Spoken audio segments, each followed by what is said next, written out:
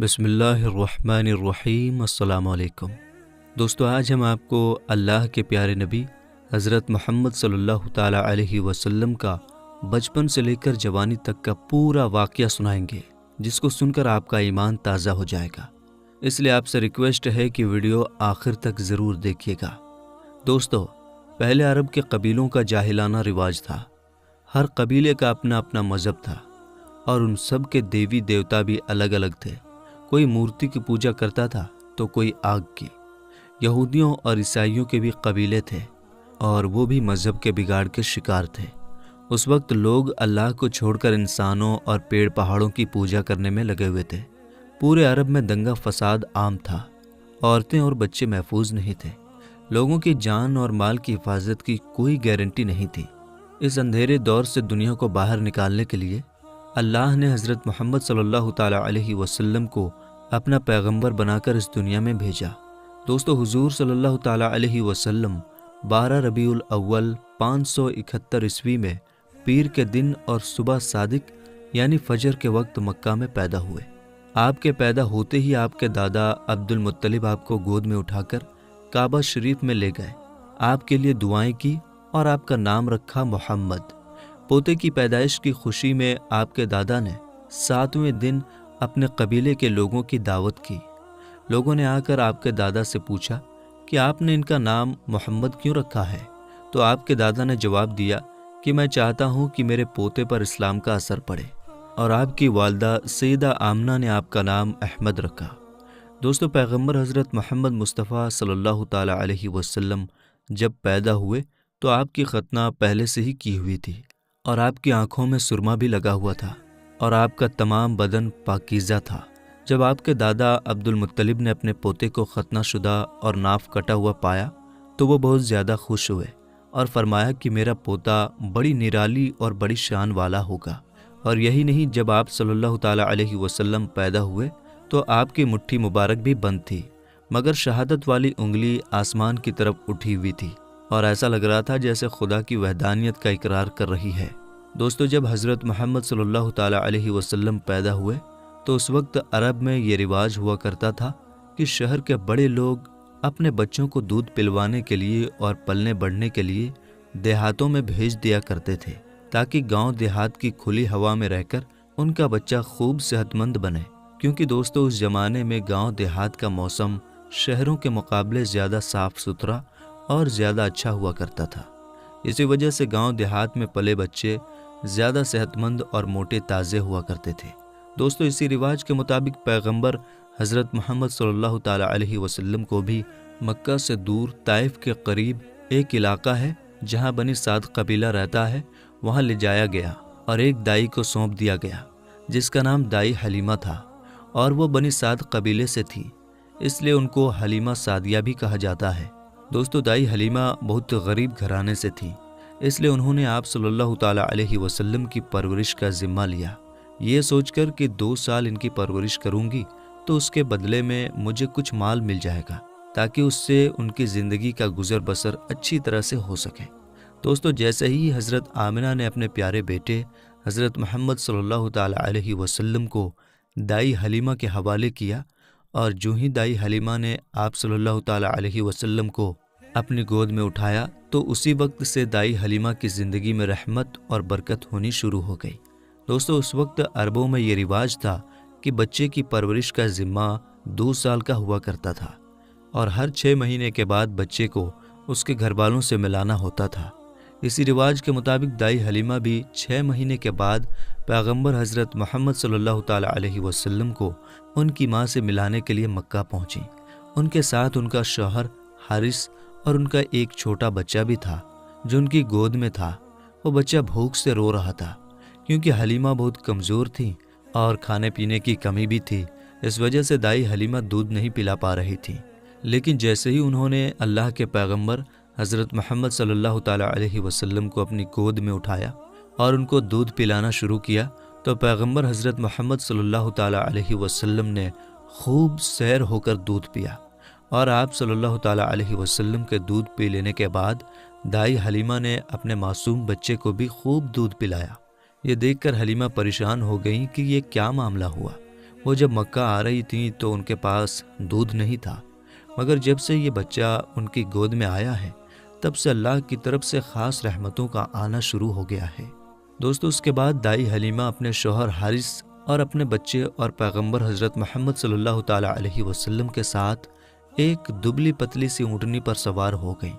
وہ اونٹنی جب بنی سعد کے قبیلے سے نکل کر مکہ کی طرف آئی تھی تو وہ بہت سستی سے چلتی ہوئی مکہ پہنچی تھی، لیکن اب معاملہ یہ ہوا کہ دائی حلیمہ کی اونٹنی سب سے آگے چل رہی تھی۔ دائی حلیمہ کی سہیلیوں نے اپنی آنکھوں سے دیکھا کہ دائی حلیمہ کی یہ وہی اونٹنی تھی جو مکہ میں بڑی سستی سے آئی تھی۔ اب اس اونٹنی کو آخر کیا ہو گیا کہ وہ اب بڑی رفتار سے چل رہی تھی۔ دوستو، یہ نظارہ دیکھ کر دائی حلیمہ کی سہیلیاں کہنے لگیں، حلیمہ ہم پر رحم کرو، دھیرے چلو، کیا یہ وہی اونٹنی ہے جس پر تم مکہ آئی تھی؟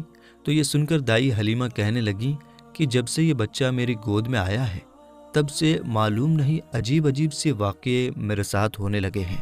دوستو، اس کے بعد دائی حلیمہ کی زندگی میں رحمتوں اور برکتوں کا سلسلہ چلتا رہا، اور ایسے کرتے کرتے 2 سال پورے ہونے کو آ گئے، یعنی کہ بچے کی پرورش کا ذمہ پورا ہونے کو آ گیا۔ جو ایگریمنٹ ہوا تھا وہ پورا ہو رہا تھا۔ خیر اور برکتوں کا سلسلہ دائی حلیمہ نے ان 2 سالوں میں اپنی زندگی میں خوب دیکھا۔ اس وجہ سے ان کا دل نہیں چاہ رہا تھا کہ وہ اس نورانی بچے کو واپس اس کے گھر والوں کو سونپ دے، مگر دستور کے مطابق 2 سال کے بعد اس کو واپس سونپنا ہی تھا۔ اس لیے 2 سال کے بعد دائی حلیمہ پیغمبر حضرت محمد صلی اللہ تعالیٰ علیہ وسلم کو اپنے ساتھ لے کر مکہ کی طرف نکل پڑی۔ جب وہ مکہ میں پہنچی تو حضرت آمنہ سے کہنے لگی کہ آپ کا بچہ بڑا ہی برکتوں اور رحمتوں والا بچہ ہے۔ جب سے یہ بچہ میری گود میں آیا ہے تب سے میری تو زندگی ہی بدل گئی ہے۔ میری زندگی میں برکتوں رحمتوں کا دور شروع ہو گیا ہے۔ اس لیے میری آپ سے گزارش ہے کہ آپ تھوڑے دن اس بچے کو میرے پاس رہنے دیں، میں تھوڑے دن اس کی پرورش کرنا چاہتی ہوں۔ تو یہ سن کر حضرت آمنہ نے پہلے تو انکار کر دیا، مگر دائی حلیمہ کے بار بار کہنے پر حضرت آمنہ تیار ہو گئیں اور کہنے لگیں کہ تھوڑے دن اور اپنے پاس رکھ لو، پھر واپس آ کر مجھے دے جانا۔ اس طرح سے دائی حلیمہ آپ صلی اللہ تعالیٰ علیہ وسلم کو واپس اپنے ساتھ لے گئیں۔ دوستو، ایسے کرتے کرتے پیغمبر حضرت محمد صلی اللہ تعالیٰ علیہ وسلم کی عمر مبارک 4 سال کی ہو گئی۔ جب آپ کی عمر مبارک 4 سال کی ہوئی تو ایک دن آپ دائی حلیمہ کے گھر کے باہر کچھ بچوں کے ساتھ کھیل رہے تھے۔ ان میں حلیمہ سعدیہ کا ایک بیٹا جو پیغمبر حضرت محمد صلی اللہ تعالیٰ علیہ وسلم کا دودھ شریک بھائی بھی تھا۔ وہ سب کھیل رہے تھے کہ اچانک آپ زمین پر گر گئے اور آپ کے چہرے اور جسم کا رنگ پوری طرح سے بدل گیا۔ دوستو، اتہاس کی کتابوں میں ہے کہ اس وقت حضرت جبریل علیہ السلام پہلی بار پیغمبر حضرت محمد صلی اللہ تعالیٰ علیہ وسلم سے ملنے آئے تھے۔ جیسے ہی حضرت جبریل آپ کے پاس آئے تو آپ کو زمین پر لٹا کر آپ کے سینے کو چاک کر دیا، یعنی کہ آپ کے سینے کو چیر دیا اور آپ کے دل کو باہر نکال لیا۔ اس کے بعد آپ کے دل کو زمزم کے پانی سے دھویا اور آپ کے دل پر جو ایک کالے رنگ کا چھوٹا سا لوتھڑا تھا اس کو ہٹا دیا اور یہ کہا کہ آج سے شیطان کے حصے کو دور کر دیا، اور اس کے بعد آپ کے دل کو واپس آپ کے سینے میں رکھ دیا۔ دوستو، ادھر یہ دیکھ کر آپ کے ساتھ کھیل رہے بچے گھبرا گئے کہ آپ کو کیا ہو گیا، اس لیے وہ دوڑے دوڑے دائی حلیمہ کے پاس پہنچ گئے اور کہنے لگے کہ محمد کا کسی نے قتل کر دیا ہے۔ تو یہ سن کر دائی حلیمہ بہت گھبرا گئیں اور پریشان ہو اٹھی اور بھاگتی ہوئی سوچنے لگی کہ مجھے 2 سال کے بعد ہی اس کو اس کی ماں کو دے دینا چاہیے تھا، اب اس کی ماں کو میں کیا منہ دکھاؤں گی۔ یہ سوچتے ہوئے دائی حلیمہ بھاگتی ہوئی آپ تک پہنچی تو حلیمہ نے دیکھا کہ آپ کا جسم کا رنگ بدلا ہوا ہے، مگر تھوڑی دیر کے بعد آپ کو ہوش آ گیا۔ یہ دیکھ کر حلیمہ کی جان میں جان آئی اور کہنے لگی اب اس کو اور نہیں رکھوں گی اپنے پاس۔ اس کے بعد دائی حلیمہ مکہ پہنچی اور پیغمبر محمد صلی اللہ تعالیٰ علیہ وسلم کو حضرت آمنہ کے حوالے کر دیا۔ دوستو، اس کے بعد 4 سال کی عمر کے بعد آپ اپنی ماں حضرت آمنہ کے پاس رہنے لگے۔ اس کے بعد زندگی کے دن بیتتے چلے گئے۔ سن 575 یا 576 میں جب آپ کی عمر 5 اور 6 سال کے بیچ ہوئی تب آپ اپنی ماں حضرت آمنہ کے ساتھ اور اپنے دادا عبد المطلب کے ساتھ مدینہ کی طرف نکلے۔ مدینہ میں آپ کے لیے 2 خاص باتیں تھیں۔ ایک تو یہ کہ مدینہ میں آپ کے والد حضرت عبداللہ کی قبر مبارک تھی، اور دوسری بات یہ تھی کہ مدینہ میں آپ کے دادا عبد المطلب کا ننھال بھی تھا۔ دوستو، اس زمانے میں سفر 1 مہینے یا 1.5 مہینے کا ہوا کرتا تھا، اس لیے آپ کا یہ سفر بھی تقریباً مہینے بھر کا تھا۔ 1 مہینے کے بعد جب آپ پلٹ کر واپس مکہ کی طرف آ رہے تھے تو آپ کی زندگی میں جو واقعہ پیش آیا اسے دیکھ کر آپ کے دادا عبد المطلب بھی رونے لگے۔ اللہ کے پیغمبر حضرت محمد صلی اللہ تعالیٰ علیہ وسلم کو اپنے بچپن کی عمر میں ہی آپ کو دوسرا بڑا جھٹکا لگا اور اللہ نے آپ کو ایک اور آزمائش میں ڈال دیا۔ دوستو، ہوا یہ کہ آپ جب 1 مہینے کے بعد مدینہ سے واپس مکہ آ رہے تھے تو راستے میں ہی آپ کی والدہ حضرت آمنہ کی طبیعت بگڑ گئی اور وہ بری طرح سے بیمار پڑ گئیں، اور اس کے بعد ان کا انتقال ہو گیا۔ مکہ اور مدینہ کے بیچ الابوا نام کی ایک جگہ ہے، وہیں پر حضرت آمنہ کو دفن کیا گیا، اور اس طرح سے آپ 6 سال کی عمر میں ہی یتیم ہو گئے۔ آپ کی اس حالت کو دیکھ کر آپ کے دادا عبد المطلب بہت پریشان ہوئے اور وہ رونے لگے۔ ایک تو یہ کہ آپ کی پیدائش کے کچھ دن پہلے آپ کے والد حضرت عبداللہ کا انتقال ہو گیا تھا، اور اب دوسرا جھٹکا یہ لگا کہ آپ کی عمر ابھی 6 سال کی بھی نہیں ہوئی تھی کہ آپ کی والدہ کا بھی انتقال ہو گیا۔ یہ دیکھ کر آپ کے دادا عبد المطلب کو بہت دکھ ہوا، مگر وہ بھی کیا کرتے، ایک دن تو سب کو مرنا ہے۔ اس کے بعد آپ کے دادا عبد المطلب نے آپ کو اپنی گود میں اٹھایا اور مکہ کی اور چل پڑے، اس فکر کے ساتھ، اس سوچ کے ساتھ کہ آخر اس معصوم سے بچے کے ساتھ ایسا کیوں ہو رہا ہے۔ دوستو، آپ ذرا سوچ کر دیکھیے کہ ان بچوں پر کیا بیتتی ہوگی جو بچپن میں ہی یتیم ہو جاتے ہیں، جن کے والد اور والدہ کا انتقال بچپن میں ہی ہو جاتا ہے۔ اس کے بعد ایسے بچوں کو لوگ دھتکار بھری نظروں سے دیکھتے ہیں، پھر ایسے بچوں کے ساتھ اچھا برتاؤ بھی نہیں کیا جاتا۔ مگر آپ کے ساتھ اللہ کی مدد تھی، جیسا کہ اللہ نے خود قرآن پاک میں ارشاد فرمایا ہے کہ آپ کے یتیم ہونے پر اللہ کی مدد آپ کے ساتھ تھی۔ اسی وجہ سے آپ کے ساتھ اچھا معاملہ پیش آیا اور اللہ نے آپ کو سہارا دیا۔ دوستو، اس کے بعد آپ کے دادا عبد المطلب آپ کو غم کے ساتھ لے کر مکہ میں پہنچے۔ آپ کے گھر کے اندر غم کا ماحول تھا۔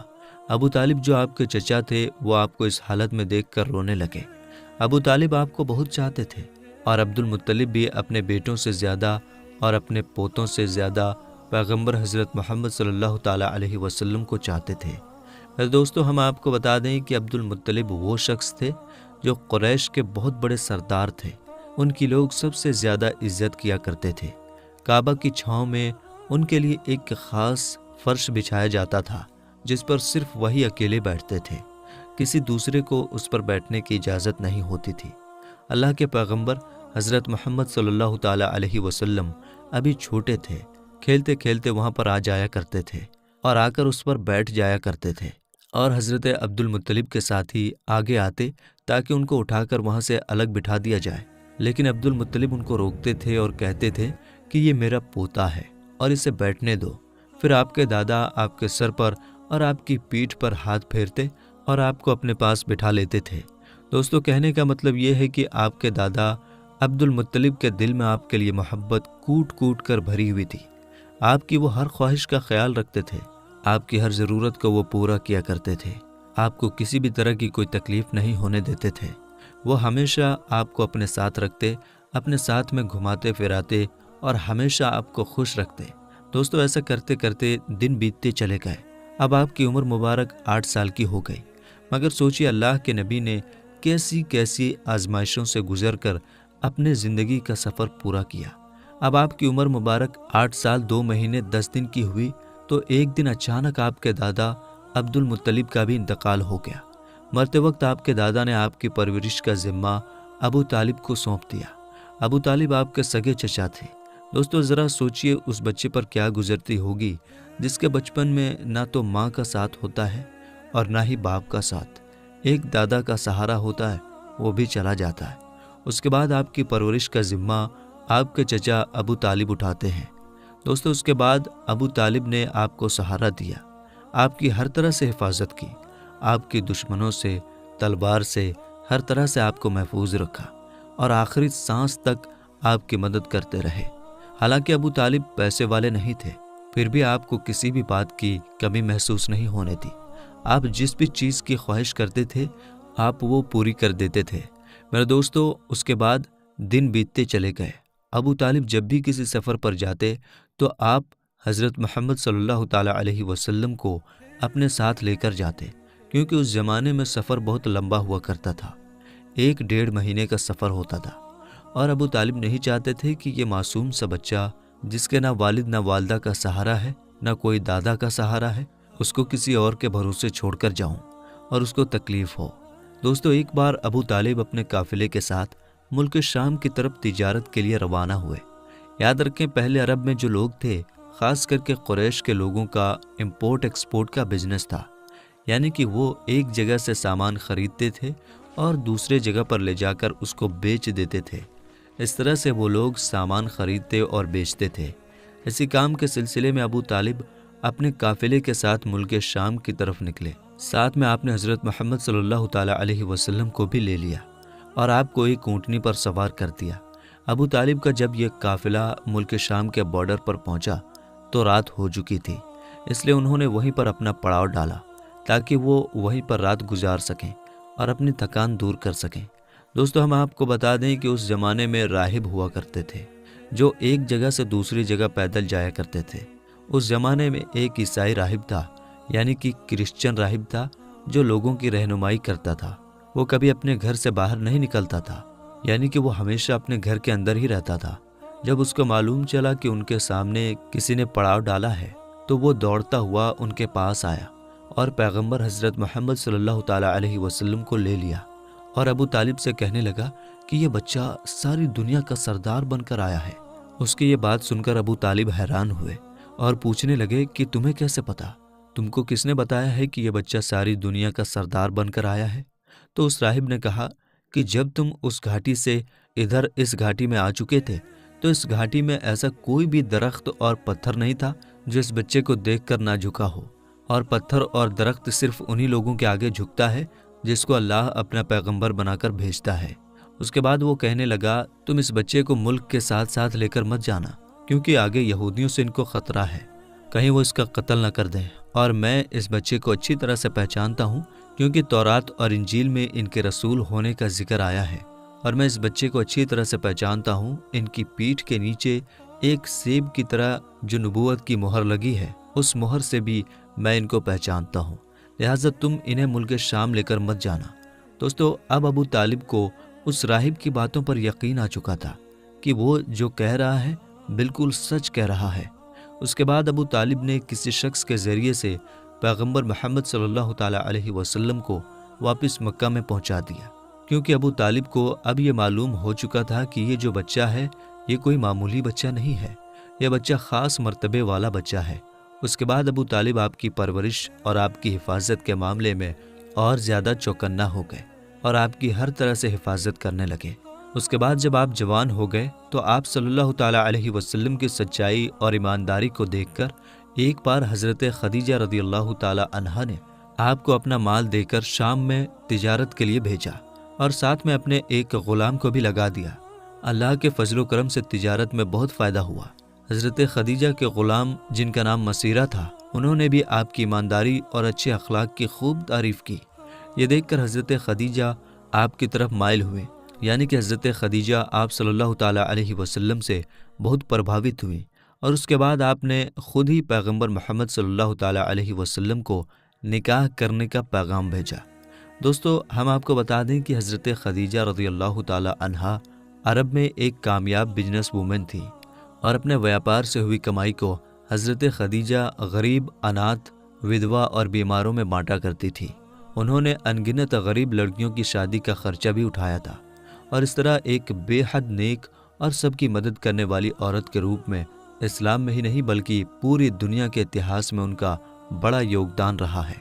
یعنی کہ حضرت خدیجہ ہمیشہ غریب لوگوں کی اناج اور کپڑوں سے مدد کیا کرتی تھیں۔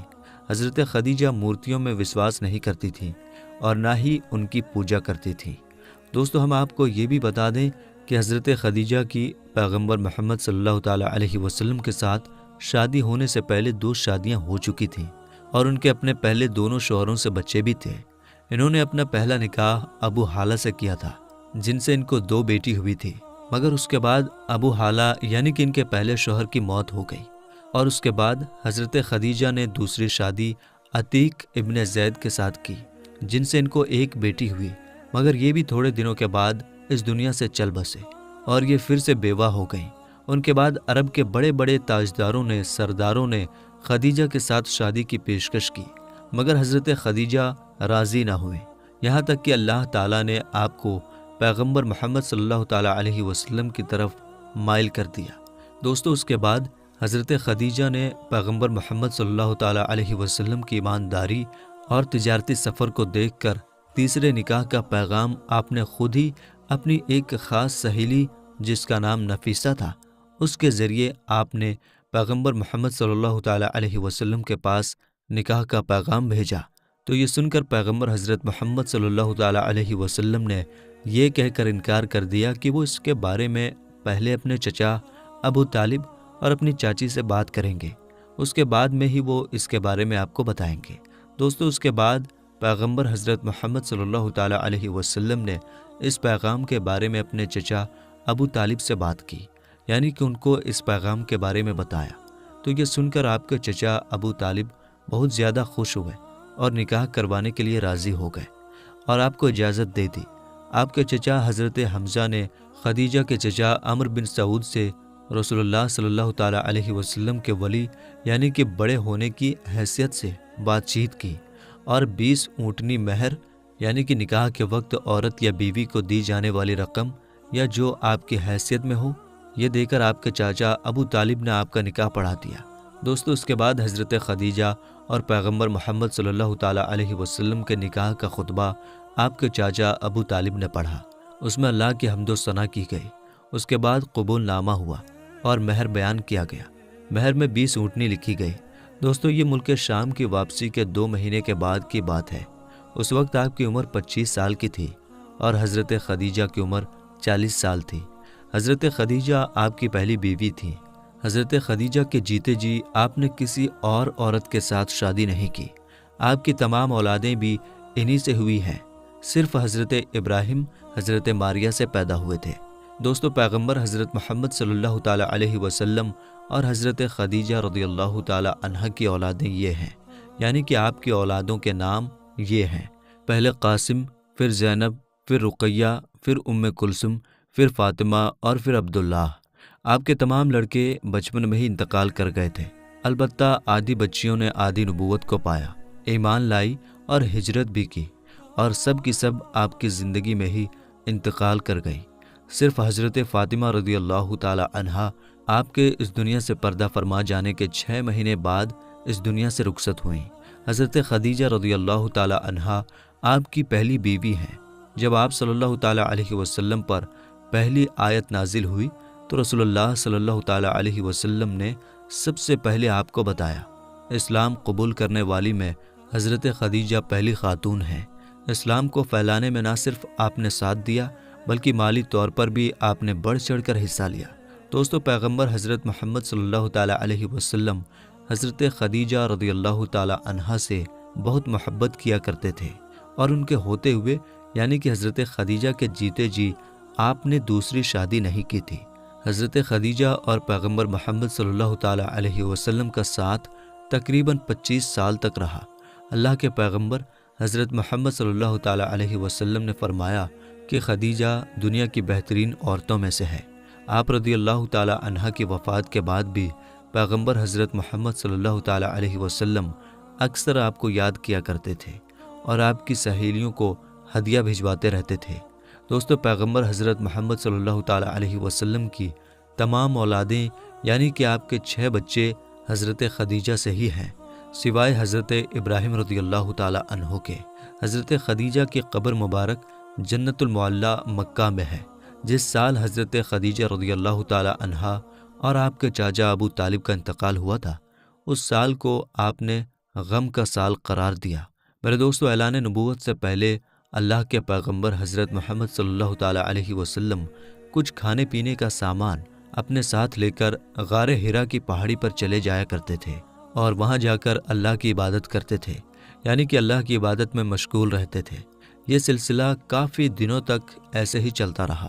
یعنی کہ کافی دنوں تک آپ اسی طرح سے غار حرا کی پہاڑی پر جا کر اللہ کی عبادت کرتے رہے۔ ایک مرتبہ اللہ کے پیغمبر حضرت محمد صلی اللہ تعالیٰ علیہ وسلم غار حرا کی پہاڑی پر اللہ کی عبادت میں مشغول تھے کہ اتنے میں آپ کے پاس حضرت ابراہیم علیہ السلام اپنی اصل شکل و صورت میں آپ کے پاس تشریف لائے، یعنی کہ اچانک حضرت جبریل علیہ السلام آپ کے سامنے نازل ہو گئے۔ ہم آپ کو بتا دیں کہ یہ جبرائیل علیہ السلام اللہ کے سارے فرشتوں کے سردار ہیں، اور حضرت جبریل علیہ السلام کی طاقت اتنی ہے کہ اگر جبرائیل اپنا ایک پر پھیلا دیں تو پورب سے لے کر پشچم تک اس پوری دنیا کو چھپا لیں، یعنی کہ اتنا بڑا حضرت جبریل علیہ السلام کا ایک پر ہے، اور حضرت جبریل علیہ السلام کے اس طرح کے 70,000 پر ہیں۔ اب آپ سوچئے کہ حضرت جبریل کتنے زیادہ بڑے ہوں گے۔ اس کے علاوہ حضرت جبریل کی اسپیڈ اتنی زیادہ ہے کہ یہ پلک جھپکتے ہی سدرہ سے زمین پر آ جاتے ہیں، اور پلک جھپکتے ہی اس زمین سے واپس سدرہ پر پہنچ جاتے ہیں۔ یہ حضرت جبریل علیہ السلام کی طاقت کا عالم ہے۔ اگر حضرت جبریل علیہ السلام چاہیں تو اس پوری زمین کو اٹھا کر پلٹ سکتے ہیں۔ قوم لوط کو اسی طرح سے حضرت جبریل علیہ السلام نے پلٹا تھا۔ یہ حضرت جبریل علیہ السلام کی شان ہے جو اللہ کے ایک فرشتے ہیں۔ دوستو، یہی حضرت جبریل علیہ السلام پہلی بار اپنی اصلی شکل و صورت میں اللہ کے پیارے نبی حضرت محمد صلی اللہ تعالیٰ علیہ وسلم کے سامنے حاضر ہو گئے اور کہنے لگے، پڑھو اقرا۔ یہ سن کر آپ صلی اللہ تعالیٰ علیہ وسلم نے فرمایا، میں نہیں پڑھتا۔ حضرت جبریل نے دوبارہ کہا، پڑھو اقرا۔ آپ صلی اللہ تعالیٰ علیہ وسلم نے پھر کہا، میں نہیں پڑھتا۔ حضرت جبریل علیہ السلام نے تیسری مرتبہ کہا، پڑھو اقرا، تو آپ نے پھر کہا، میں نہیں پڑھتا۔ اس کے بعد حضرت جبریل علیہ السلام نے اللہ کے پیارے نبی حضرت محمد صلی اللہ تعالیٰ علیہ وسلم کو اپنے سینے سے لگایا، اور سینے سے اس طرح سے لگایا کہ حضرت جبریل نے حضور پاک کی بغل میں اپنے دونوں ہاتھ ڈالے، یعنی کہ اللہ کے نبی کے دونوں ہاتھ باہر کی طرف کر دیے، اور پھر جبریل نے پیارے نبی کو اپنے سینے سے لگایا اور پھر زور سے دبا دیا، یعنی کہ بہت زور سے دبایا۔ حدیث شریف میں آتا ہے کہ اللہ کے پیارے نبی حضرت محمد صلی اللہ تعالیٰ علیہ وسلم نے فرمایا ہے کہ اس وقت حضرت جبریل نے مجھے اتنی زور سے دبایا تھا کہ قریب تھا کہ میری جان نکل جاتی، مگر جبریل نے مجھے زور سے دبا کر چھوڑ دیا، اور پھر فرمایا کہ پڑھو اپنے رب کے نام کے ساتھ جس نے آپ کو اور تمام دنیا کو پیدا فرمایا ہے، پیدا کیا ہے انسان کو زمین و خون کے جمے ہوئے ایک لوتھڑے سے۔ پڑھو، حال یہ ہے کہ تمہارا رب بڑا ہی رحم کرنے والا ہے۔ پھر اللہ کے پیارے نبی حضرت محمد صلی اللہ تعالیٰ علیہ وسلم پڑھنے لگے، اور پھر آپ بہت گھبرا گئے، غار حرا کی پہاڑی سے اتر گئے اور اپنے گھر آ گئے۔ یعنی کہ یہ واقعہ ہونے کے بعد اللہ کے پیارے نبی حضرت محمد صلی اللہ تعالیٰ علیہ وسلم گھبرائے ہوئے اپنے گھر تشریف لائے۔ اس وقت آپ کا بدن کانپ رہا تھا، جس طرح سے انسان کا بدن سردی سے کانپتا ہے، یعنی کہ اس وقت آپ بہت ہی زیادہ خوف کی حالت میں آ گئے تھے۔ آپ صلی اللہ تعالیٰ علیہ وسلم بہت ہی زیادہ گھبرائے ہوئے اپنے گھر آئے، اور آپ نے اپنی بیوی حضرت خدیجہ رضی اللہ تعالیٰ عنہا سے فرمانے لگے، چادر لاؤ اور مجھ کو چادر اوڑھا دو۔ حضرت خدیجہ چادر لے کر آئیں، اور پھر آپ وہ چادر اوڑھ کر سو گئے۔ اس کے کچھ دیر بعد آپ صلی اللہ تعالیٰ علیہ وسلم کے اوپر سے خوف کے اثرات کم ہوئے، تو آپ نے اپنی بیوی حضرت خدیجہ رضی اللہ تعالیٰ عنہا کو یہ سارا واقعہ بیان کیا، یعنی کہ غار حرا کی پہاڑی پر جو بھی آپ کے ساتھ میں ہوا تھا وہ سارا واقعہ آپ نے حضرت خدیجہ کے سامنے بیان کر دیا۔ یہ واقعہ سن کر حضرت خدیجہ نے فرمایا کہ آپ کے اوپر یہ کوئی شیطانی کام نہیں ہو سکتا ہے، کیونکہ آپ نے تو ہمیشہ غریبوں کی مدد کی ہے، آپ نے تو ہمیشہ بیواؤں کو سہارا دیا ہے، آپ تو ہمیشہ یتیموں کے سہارے بنے ہو، آپ نے ہمیشہ بے سہارا لوگوں کی مدد کی ہے، اس لیے آپ کے ساتھ میں اللہ تعالیٰ کبھی کچھ غلط نہیں ہونے دے سکتا، آپ کو اللہ کبھی اس طرح سے ضائع نہیں کرے گا۔ دوستو، اس کے بعد میں حضرت خدیجہ اللہ کے پیارے نبی حضرت محمد صلی اللہ تعالیٰ علیہ وسلم کو ساتھ میں لے کر اپنے چچا زاد بھائی حضرت براق ابن نوفل کے پاس پہنچے، جو کہ اس وقت یہودیوں کے ایک بہت بڑے عالم ہوا کرتے تھے۔ یہ اصل میں پہلے مشرک تھے، یعنی کہ بت پرست تھے، لیکن یہ بہت ہی زیادہ تعلیم یافتہ تھے، اس لیے بعد میں انہوں نے عیسائی دھرم کو قبول کر لیا تھا، اور پھر انہوں نے تورات اور انجیل کو حفظ بھی کر لیا تھا، یعنی کہ یہ اس وقت تورات کے ایک بہت ہی بڑے عالم تھے۔ اس لیے حضرت خدیجہ اللہ کے پیارے نبی حضرت محمد صلی اللہ تعالیٰ علیہ وسلم کو ساتھ میں لے کر اپنے چچا زاد بھائی کے پاس پہنچی اور جا کر سارا واقعہ بیان کر دیا۔ حضرت براق ابن نوفل کے اس وقت اپنے بڑھاپے کی وجہ سے بینائی چلی گئی تھی، یعنی کہ اس وقت وہ دیکھ نہیں پا رہے تھے۔ جب انہوں نے اللہ کے نبی حضرت محمد صلی اللہ تعالیٰ علیہ وسلم کی حالت سنی تو پوچھنے لگے کہ آپ کو کیا ہوا؟ تو آپ صلی اللہ تعالیٰ علیہ وسلم نے فرمایا کہ میں غار ہرا کی پہاڑی پر اللہ کی عبادت میں مشغول تھا۔ اتنے میں میرے پاس اس طرح سے ایک بہت بڑا شخص اچانک میرے سامنے آ گیا اور پھر کہنے لگا کہ پڑھو۔ جب میں نے نہیں پڑھا تو اس نے پھر اپنے سینے سے لگا کر مجھ کو بہت ہی زور سے دبایا، پھر میں نے پڑھنا شروع کر دیا۔ اب دوستو، جیسا کہ ہم نے آپ کو پہلے بتایا کہ حضرت براق ابن نوفل اس وقت کی تورات اور انجیل کے ایک بہت بڑے عالم تھے، اس لیے وہ اللہ کے آخری نبی کے آنے کی تمام نشانیوں کے بارے میں اچھی طرح سے جانتے تھے۔ اس لیے وہ یہ سن کر کہنے لگے کہ اللہ کی قسم، جو بھی آپ کے پاس میں آیا تھا وہ وہی اللہ کا فرشتہ تھا جو حضرت موسیٰ اور حضرت عیسیٰ علیہ السلام پر نازل ہوتا تھا، یعنی کہ جو فرشتہ حضرت موسیٰ اور حضرت عیسیٰ کے پاس آتا تھا وہ فرشتہ آپ کے پاس میں آیا تھا، اور ان قریب ہے کہ اب آپ کی قوم آپ کو علاقے سے، آپ کو اپنے شہر سے باہر نکال دے گی، کیونکہ آج تک جس نے بھی حق کی آواز اٹھائی ہے، جتنے بھی آج تک نبی اس دنیا میں آئے ہیں، ان سب کو اسی طرح سے سزا دی گئی ہے، کیونکہ حضرت براق ابن نوفل تورات اور انجیل کے بہت بڑے عالم تھے، اس لیے وہ اللہ کے آخری نبی کے آنے کی تمام نشانیوں سے اچھی طرح سے واقف تھے، اس لیے انہوں نے یہ ساری باتیں آپ کو بتا دیں۔ اور انہوں نے اس سے پہلے حضرت خدیجہ سے بھی یہ سن چکے تھے کہ وہ پیغمبر حضرت محمد صلی اللہ تعالیٰ علیہ وسلم سے نکاح بھی اس لیے کیا تھا کہ آپ سچے ہیں، آپ امانت دار ہیں۔ یہ ساری باتیں بتا کر پھر حضرت براق ابن نوفل فرمانے لگے، اگر میں اس وقت تک زندہ رہا تو میں تمہاری ضرور مدد کروں گا۔